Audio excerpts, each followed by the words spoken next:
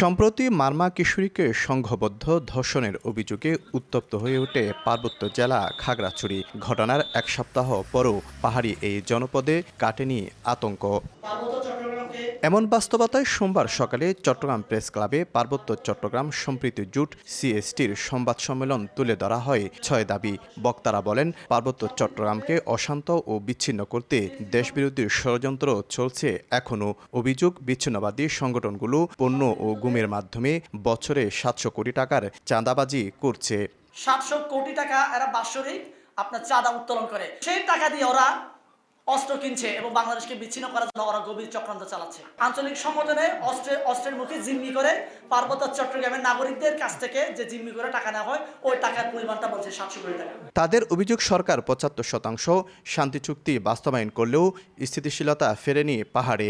গত 29 বছরে হয়েছে 3000-এর বেশি হত্যাকাণ্ড।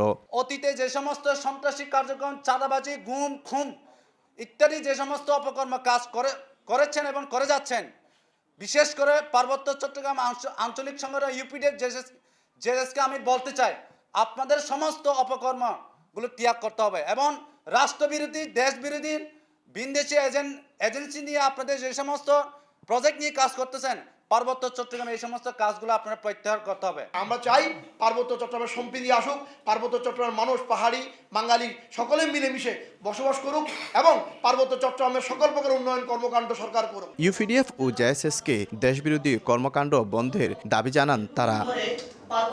শফিকুল আলম, সময় সংবাদ, চট্টগ্রাম। প্রিয় সহযোদ্ধা ও